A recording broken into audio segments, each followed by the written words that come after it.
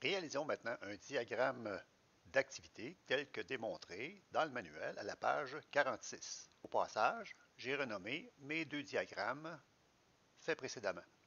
Je m'en vais toujours sur le premier élément, bouton droit, ajouter diagramme, Activity Diagram.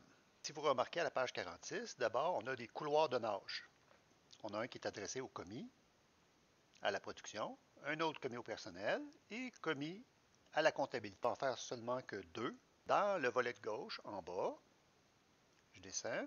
Dans la section Activité, j'ai les couloirs de nage. Le mien est vertical. Je clique, je lâche, je viens ici. Commis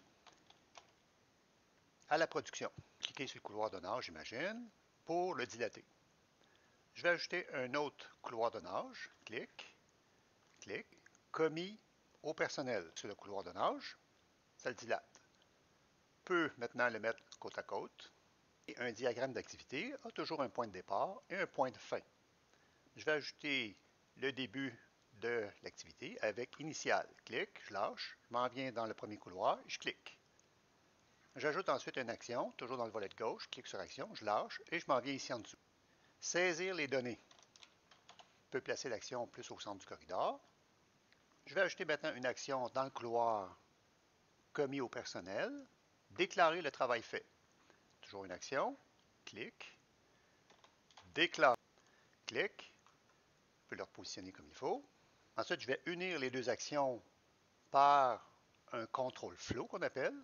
Je m'en vais toujours dans le volet de gauche. Contrôle flow. Clique.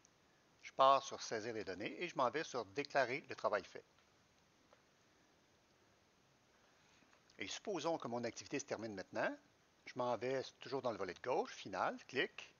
J'ajoute le point de terminaison et j'ajoute un contrôle flow de la dernière action vers le point de terminaison. Je fais la même chose pour le point initial vers la première action. Clique sur contrôle flow.